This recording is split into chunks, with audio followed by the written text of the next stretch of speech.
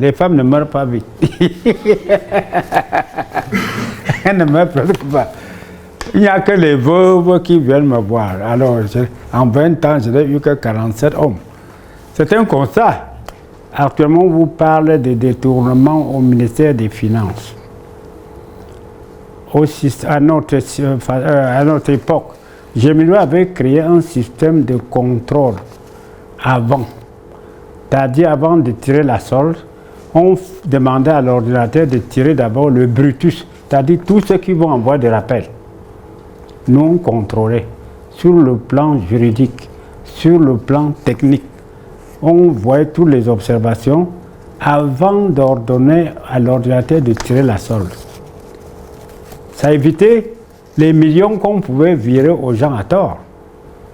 C'est-à-dire, s'il y avait des erreurs, puis un rappel, puis 10 millions de rappels, nous on prend la pièce éducative au niveau du trésor, on vérifie si tu as droit à ça. Si on voit que tu n'as pas droit, nous, si tu es viré, on envoie un TD à la banque pour que la banque ne te paye pas. Si c'est en bon de caisse, on fait des observations, on envoie au chef de service de bon de caisse que si le bon de caisse arrive, ne donnez pas à telle personne. Avec ça, il n'y avait... Je peux dire qu'il y avait des détournements, mais c'était minable. Or, après notre époque, où on a supprimé ce contrôle préalable. Maintenant, quelqu'un peut se faire virer des milliards, des centaines de millions.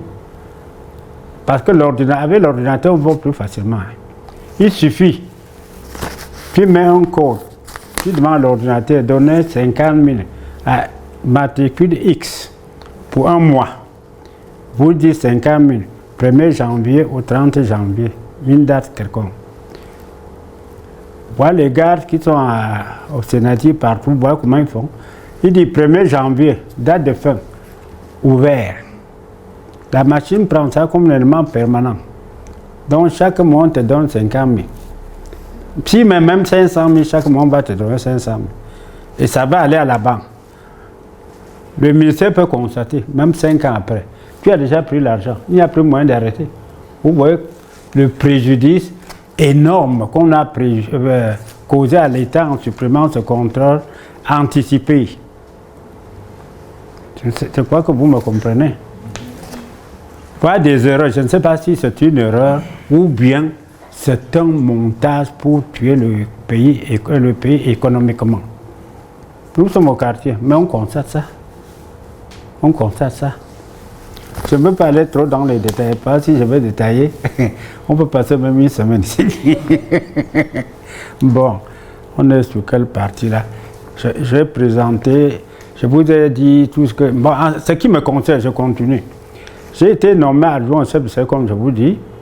Ensuite, on m'a nommé chef de service de la solde dans la province du Nord et de l'Ouest. Nord-Ouest et Ouest. Parce qu'il fallait déconcentrer la solde. De sorte que les fonctionnaires qui étaient à l'Ouest ne devaient plus venir suivre leur dossier ici à Yaoundé. Bon, dans un premier temps, on avait envoyé les gens en mission faire des prospections, faire des propositions. Quand moi, après ma mission à l'Ouest, j'ai fait mon rapport. Nous étions plus de 8.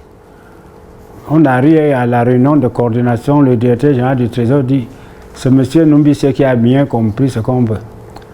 Donc, c'est mon rapport qui a été adopté. Moi, je ne sais même pas pour son devant maintenant. Je ne souhaitais même pas aller à l'Ouest. Donc, les nominations arrivent. Je suis nommé chef de service régional de la solde à l'Ouest et j'avais l'Ouest et Nord-Ouest. Bon, j'arrive là. On me donne les moyens que j'avais demandé pour asseoir le service. J'ai fait et ça a marché. Ça a marché énormément. Si bien, les fonctionnaires de ces deux régions ne venaient plus à Yaoundé suivre leur dossier. Chaque fin du mois, il y avait un centre informatique là-bas qui m'accompagnait. Donc, on tirait tous les rappels mensuels. Je venais les incorporer dans Antilope. Vous avez suivi ce qu'on appelle Antilope? Vous n'avez pas suivi ça? Application nationale du traitement informatique et logistique de la solde. C'est-à-dire on centralisait. Donc j'ai incorporé, là on tirait la solde, je ramenais la solde, les bons de caisse des gens de l'Ouest, on partageait, on les payait. Ça a tourné pendant au moins 3 ans, de 86 à 89, j'étais à Bafoussam.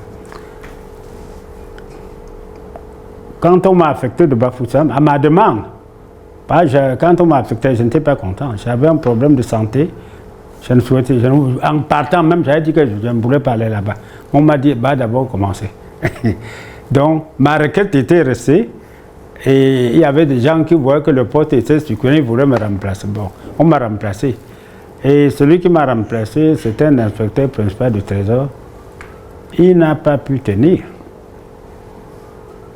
Pourquoi? Parce que je faisais aussi l'informatique. Il y a un système, on donnait les bons de caisse, par exemple. Les avants de solde qu'on donne là, avant de solde, c'est-à-dire on prête de l'argent. Il y a un différé de 3 mois. Après, tu paies en 20 mensualités. Ça devait être traité par le service des oppositions. Il y a un logiciel. Oh, je maîtrisais tout ça. Celui qui m'a remplacé, il n'était pas formé dans ce domaine. Les chefs de bureau l'ont induit en erreur. On te donne par exemple 2 millions d'avant de solde. Le gars va programmer 10 francs par mois. Vous voyez, c'est presque annulé. Pas s'il met 0 francs, l'ordinateur va rejeter. Il faut qu'il y ait un montant. Il met 10 francs. Or, il ne savait pas qu'à Yaoundé, il y a un contrôle pour voir si tous ceux qui ont pris les crédits ou les OP, ils les payent chaque mois. On vient faire le pointage à Yaoundé, on voit, Bafoussam ne paye pas. Ce n'était pas à mon temps. À mon temps, il n'y a pas de problème. Si on a supprimé le service, on l'a supprimé. Quand j'ai pris même ma retraite, on m'a encore nommé là-bas. J'étais déjà au quartier. Pourquoi j'ai encore revu? J'ai dit non, je suis déjà au quartier. Donc, jusqu'à présent, les gens de ces 2 provinces viennent toujours à Yaoundé suivre leur dossier. Après Bafoussam, j'ai été nommé inspecteur vérificateur dans la province du Sud. Bon, au Trésor, inspecteur vérificateur, c'est quelqu'un qui maîtrise un peu tous les services. C'est-à-dire que tu peux contrôler tous les services, tu maîtrises tout ce qui se passe. J'ai fait 2 ans. Ensuite, on m'a affecté à la trésorerie ici, comme inspecteur vérificateur. J'ai fait 2 ans et j'ai pris ma retraite en 2002. Donc ça fait 20 ans, je crois. Tout en 2022, non? Ça fait 20 ans que j'ai pris ma retraite. Et je vous dis, après ma retraite, 6 mois après, les nominations sont... On m'appelait encore, on me nommait encore à Bafoussam. J'ai dit non, la retraite, ce n'est pas une sanction. J'ai déjà mon plan de vie. Et quand on te met en retraite, l'ordinateur sait que tu es en retraite. Je ne veux plus aller faire le truc manuel. Bon. Après ma retraite, j'avais constaté que beaucoup de fonctionnaires, surtout les retraités, les dames, tout ça, perdaient beaucoup d'argent après le décès du mari. Donc, comme je vais vous expliquer tout à l'heure, j'ai ouvert mon bureau à Komkana, en face de Doo. Il y a un bureau, on a écrit là, Auto-École La Gloire Divine. J'avais ouvert un bureau là. C'était juste pour aider cette catégorie de personnes. Ne serait-ce que leur donner les conseils. Parce que beaucoup, nous fonctionnaires, comme vous pourrez le voir, pendant que vous travaillez, pendant que nous travaillons, on n'explique pas à nos dames ce qui peut arriver quand nous ne serons plus là. Oh, tu es sur terre, tu sais, tu vas partir. Il faut donc préparer. Oh, beaucoup cachent à leurs femmes, à leur famille. Ils travaillent pendant 20 ans, 30 ans, 40 ans, ils meurent. Il a droit à un capital d'essai. Il a droit à une pension de réversion, comme nous le verrons. Bon, la dame ne connaît rien. Voilà les millions, les enfants deviennent malheureux. Elle-même est malheureuse, alors que son mari a travaillé tout pendant plus de 30 ans. Voilà le drame. N'ayez pas peur de dire, la femme c'est qui? C'est votre moitié? Si vous ne pouvez pas dire, dites, prenons moins de vos enfants, vous lui dites, si un jour je ne suis pas là, voilà pour ce que vous pouvez faire.